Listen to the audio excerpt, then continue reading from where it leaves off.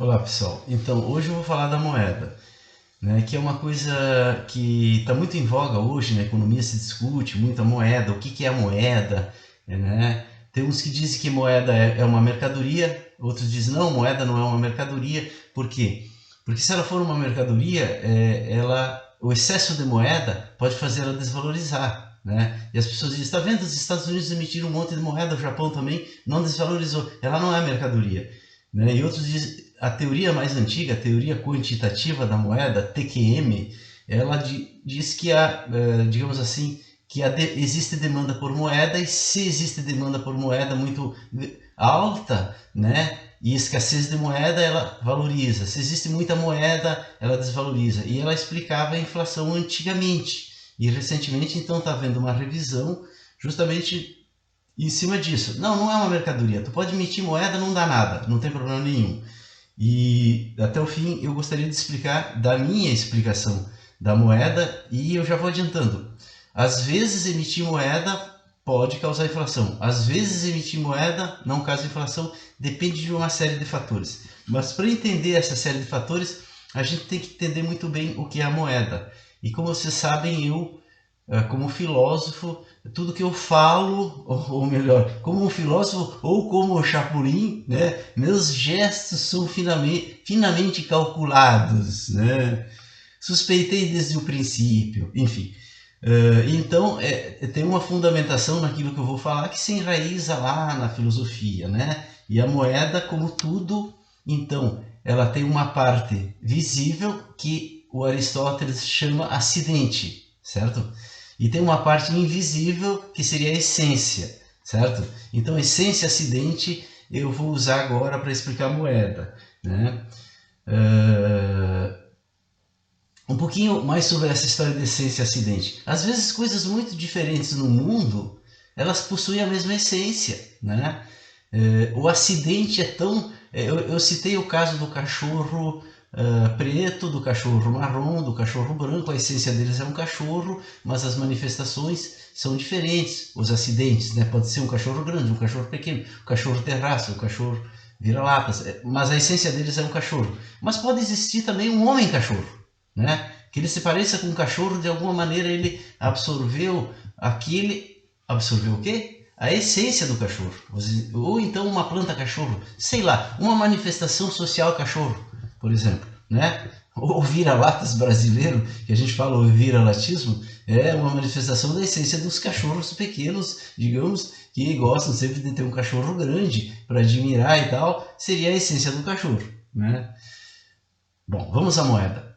A moeda, ela, eu diria assim, ela não é propriamente uma mercadoria, né? Mas ela é filha da mercadoria. E como ela é filha da mercadoria, o que que acontece? Quando ela é jovem, ela fica perto da mãe, né? Depois ela sai e vai fazer sua vida, e ela, inclusive, vamos chamar assim, a filha, nesse caso, a mãe é a mercadoria. E a mãe é mais conservadora, é uma mãe lá do interior, enfim, conservadora, né?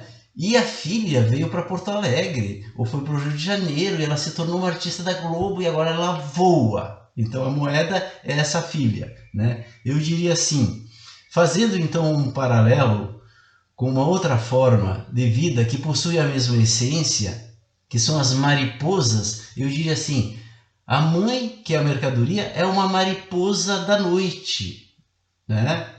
E a filha foi para o dia, ela virou uma borboleta, ou então, como disse o Fito Paes, uma mariposa technicolor, né? Ela ficou linda, esvoaçante, todo mundo quer, todo mundo quer, todo mundo quer. Vocês me entendem? E esse paralelo, ele tem muito sentido, porque o Marx, lá no Capital, ele fala do fetiche da mercadoria. Fetiche é feitiço, certo?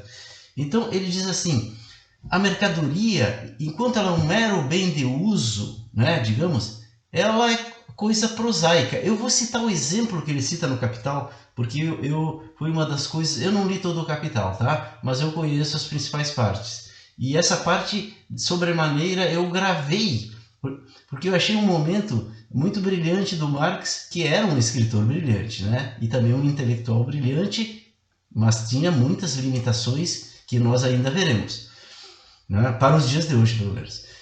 E ele diz assim, uma mesa. enquanto bem de uso, é uma mera madeira, coisa prosaica material. Mas logo que se revela mercadoria, ela expande as ideias fixas de sua cabeça de madeira, fenômeno mais fantástico do que se dançasse por iniciativa própria. O Marx aí está falando da sociedade burguesa, da sociedade em que a mercadoria foi para o centro. Então a mercadoria virou uma estrela, né? E ele faz uma referência a mesas que andam, que eram crendices populares, digamos assim, reminiscências, né? De mesas que andavam por feitiçaria, digamos assim, lá do passado. Enfim, então ele diz assim, a mercadoria ela é enfeitiça. Por que ela é enfeitiça? Imagina assim, eu tenho um casaco preto, um casaco branco, um casaco cinza, um casaco bege, todos eles têm o mesmo valor de uso. Mas se está na moda um determinado casaco com uma grife verde, digamos, ele tem outro valor. E se eu chego numa festa com esse, que é a última moda de Paris, vamos supor, né? Ele enfeitiça, parece que ele me dá um brilho diferente. Na verdade, todos os casacos têm o mesmo valor de uso, mas alguns... Esse é o fetiche da mercadoria, certo? E a moeda, ela é filha da mercadoria. Por quê? Porque no início a moeda era usada o quê? O sal, ou seja, eram mercadorias raras. Então o sal não tinha muito, era usado como moeda no tempo do Império Romano, que se pagava inclusive os legionários, por isso que veio o termo salário, né? E a prata e o ouro, ou seja, bens que eram escassos, mas não pode ser muito escassos, senão tu tem que fazer uma moeda muito fininha e não dá. Ele tem que ser mais ou menos abundante para ele ser realmente moeda, né? Então, quando se descobriu muito ouro e muita prata aqui na América, que houve assim um grande fluxo desses metais para a Europa, começou a se cunhar as moedas com ouro e prata.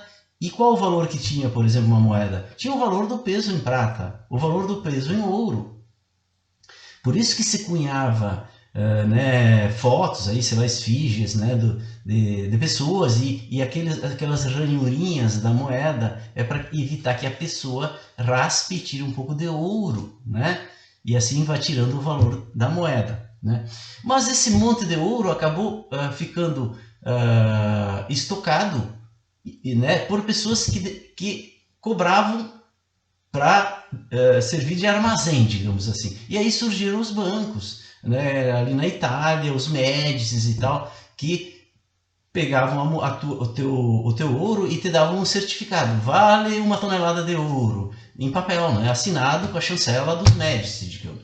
E isso passou a valer como uma moeda, então era a moeda papel, certo? E logo os banqueiros começaram a ver que eles podiam também emitir mais papel do que eles tinham, porque as pessoas não retiravam tudo. Se vinha alguém, tudo devolvia o ouro, pegava de volta o papel, certo? Mas aí nem todo mundo vinha ao mesmo tempo pegar o ouro. Então eles começaram a emitir mais, né, e financiar e ganhar juros. Eles já ganhavam do aluguel para deixar ali o ouro, né?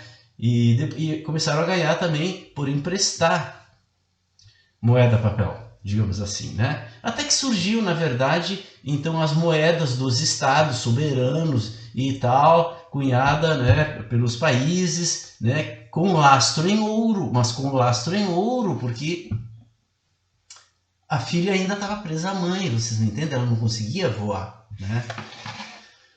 E com o tempo, ela, então, se desligou do ouro, né? Eu já contei quando foi. Quando ela se desligou completamente do ouro, foi quando, em 71, por aí, 1971, né, no governo do Nixon, o secretário de Finanças, sei lá, dos Estados Unidos, disse assim: a moeda é nossa, o problema é de vocês. Porque eles não estavam mais conseguindo segurar essa mariposa que queria voar. É isso, na verdade. A mariposa... tinha a mariposa aqui que era o ouro, mas tinha a filhinha dela que ela queria voar e brilhar e ser borboleta livre da mamãe. Vocês me entendem? E ela ficou, em certo sentido, livre da mamãe, pelo menos lá nos Estados Unidos. Por quê? Porque os Estados Unidos eles eram o emissor da moeda do mundo. Porque existem borboletas e borboletas, né, pessoal? Então essa borboleta saiu a voar, mas os outros países tinham borboletinhas lá que queriam voar, mas não conseguiam voar, vocês me entendem? Quando é que elas começaram a poder, talvez, voar? Quando começou a ter demanda. começou a ter demanda pela moeda, por ela. Começaram a chamar, vocês me entendem? Quem foi? Essa bolha de capital volátil que eu falei para vocês. Certo? E se a mãe é fetichista, tu imagina a filha, agora famosa, né? Ela é muito fetichista, então quem tem dinheiro é o cara, né? Ou é a cara, se for uma mulher, você me entende? A pessoa que tem dinheiro, ela resolve todos os problemas do mundo da pessoa, né? Se ela é feia, se ela é, né, qualquer coisa, ela fica bonita com dinheiro. Ela já fica, né, ela inclusive ela vira o padrão de beleza se ela tem dinheiro, mas não é só dinheiro, claro. É o fetiche que tu pode conseguir sendo um artista famoso, aparecendo na telinha, mas na verdade por trás está essa mariposa Technicolor que é a moeda. Bom, eu acho que mais ou menos dei a minha descrição da moeda. Então você diz assim, mas você pode emitir então moeda que não tem inflação?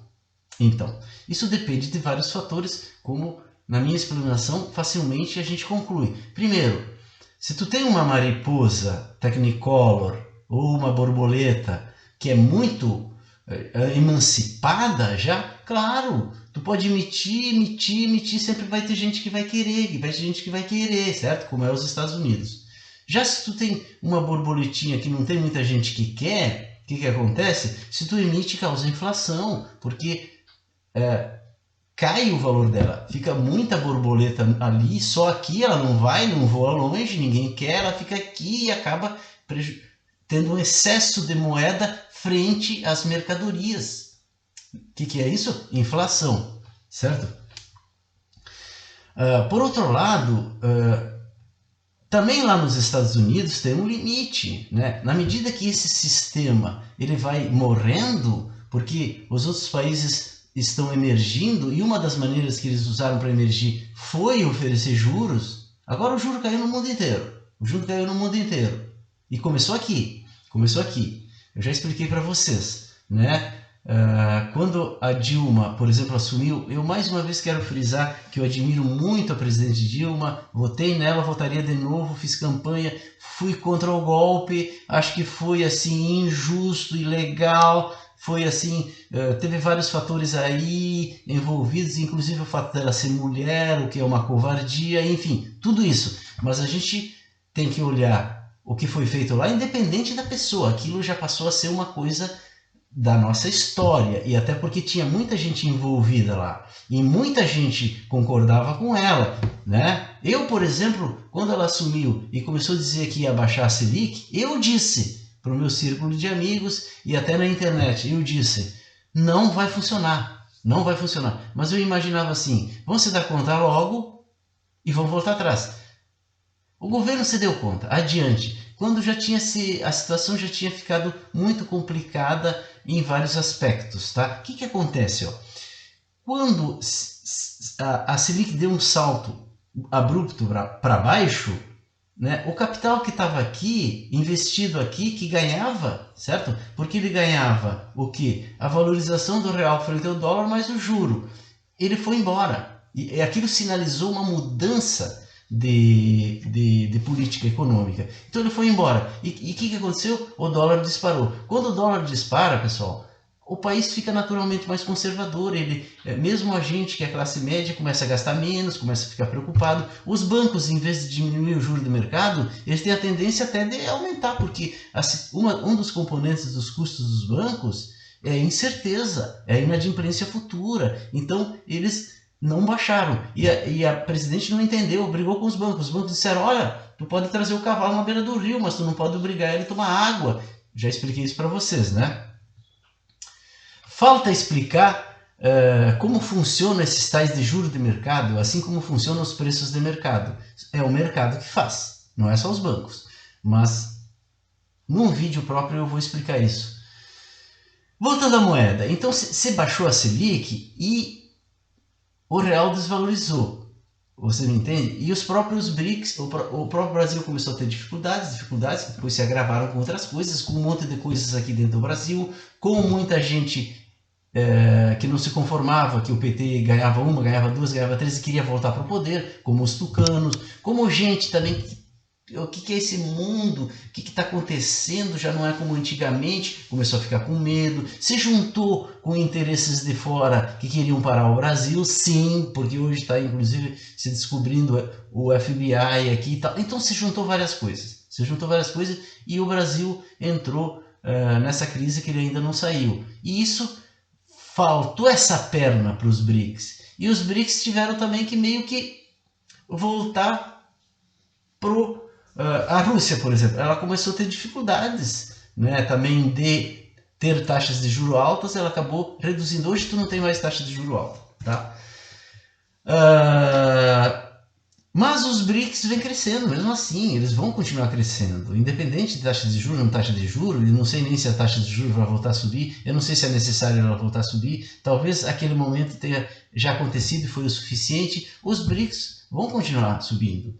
E o novo mundo vai se desenhando, as pessoas mesmo vão começar a entender, e os Estados Unidos, nesse sistema que suga de todo mundo para a cabeça, vai começar a se enfraquecer. Então o dólar vai começar também a ter dificuldades. Ele já está com dificuldades, né? O que acontece? A borboleta lá do cacique com o Big Stick na mão, ela já não é mais como antigamente. Ela já não tem aquela solidez. Tanto é que as pessoas... Agora, aqui está o juro baixo, né, das CDBs, as pessoas estão comprando dólar mais ou menos, porque tu compra o dólar, daqui a pouco ele cai, então não tem mais solidez, né? E a moeda dos países emergentes começa a ganhar mais solidez, porque eles vão subindo, vocês me entendem? Então os países emergentes, as borboletas deles já deram umas voadas, né? E agora elas já se acostumaram, elas vão começar a voar. Então começa a ficar meio parecido, certo? Mas como será esse parecido? Veja, vamos lá. Para qualquer país, vamos supor que quando tudo isso se consolidar, as moedas, tiver uma moeda internacional e cada país tiver a sua moeda e tal, e se estabilizou, né, numa nova Belle Époque mundial. Agora, vou imaginar assim. Bom, tu pode emitir moeda, ela é inflacionária? Depende do destino que tu dá essa moeda. Então imagina assim, ó, metade da população brasileira, digamos, passa fome e mora na rua. Vamos supor, só para a gente imaginar, certo? Então elas consomem muito menos do que elas gostariam de consumir ou do que o padrão hoje considerado suficiente para tu ser feliz, tu deveria consumir. Que é a realidade brasileira mesmo. A maior parte da população brasileira não consome o que ela gostaria, certo? E não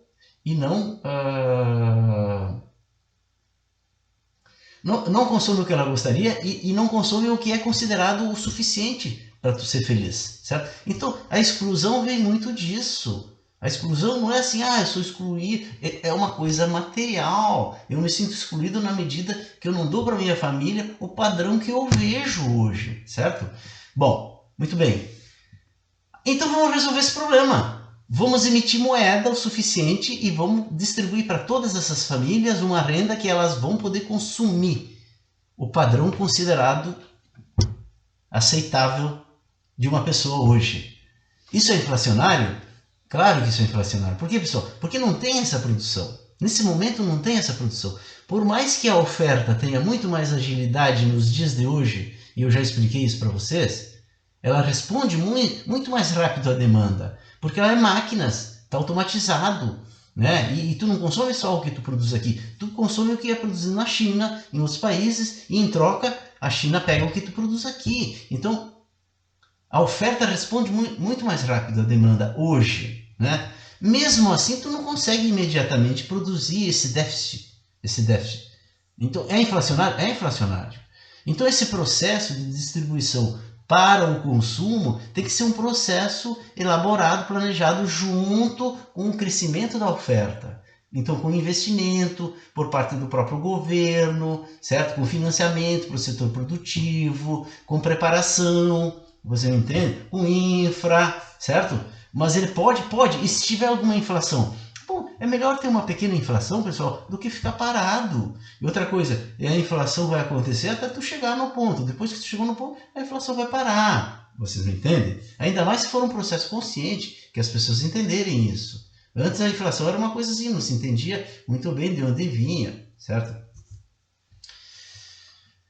Agora, se tu emitir essa moeda, digamos, para socorrer os bancos, como o Banco Central fez agora, né? Aí o pessoal diz assim, ah, tem 1 trilhão, 2 trilhões para os bancos, mas não tem aqui para pagar os R$ 600 para as pessoas. É verdade, né? Por outro lado, esse dinheiro que tu está emprestando para os bancos não cria demanda. Vocês me entendem? O banco não vai sair consumindo. Para que precisa esse dinheiro? Precisa para o banco não quebrar. Por quê, pessoal? Porque o banco, ele emprestou quase todo o dinheiro que ele... Aliás, ele emprestou mais do que o dinheiro que ele tem. E agora as pessoas vão começar a não pagar por causa da crise. Então, se isso acontecer e os bancos se tornarem insolventes, pessoal, todo mundo vai pagar essa conta. É muito catastrófico quando isso acontece. Se acontecer uma corrida aos bancos para tirar o dinheiro, que nem eu falei para vocês, o pessoal vai correr lá num banqueiro no início da Idade Moderna para pegar o ouro, ele não tinha todo o ouro, e aí ele vai ter que fechar, é o calote, vai ficar muita gente sem ouro, enquanto que se não acontecer isso, não tem problema, a economia vai girar, o dinheiro que ele está criando vai ajudando a economia a aumentar, né? Porque ele dá crédito. Ah, ele ganha um juro, pois é, mas a função do banco é essa aí mesmo. Ele dá crédito, ele dá a sua respeitabilidade, né? A sua confiança, as pessoas têm confiança no banco. Se perde a confiança no banco, todo mundo sai correndo para tirar o dinheiro. Ele não tem quebra. E se um banco quebra, o outro banco sofre porque esse banco era devedor daquele. O outro banco quebra também. Começa a dizer, e outro também, e outro também, e quebra todos os bancos. E se isso acontecer, é uma catástrofe, pessoal. Então o Banco Central existe para conceder, né? Ele é o emprestador de última instância, que a gente diz, né? Quando tem um problema, o Banco Central emite dinheiro e empresta, mas ele está emprestando, ele não está dando.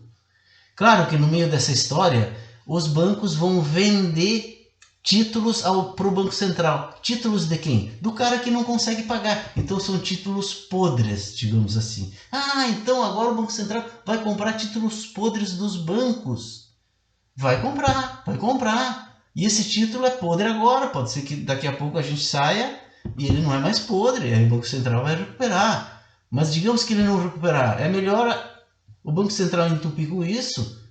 Na verdade não vai acontecer nada, porque o Banco Central sempre pode emitir mais moeda, vocês entendem, pessoal? Para esse fim, né? Eles os bancos sempre vão ter lucros, então, pois é, pessoal, o coração do sistema é a moeda. E quem lida, o comerciante da moeda é o banco. Se o banco quebra, pessoal, todo mundo vai pagar, o sistema todo, o nosso trabalho, tudo vai parar.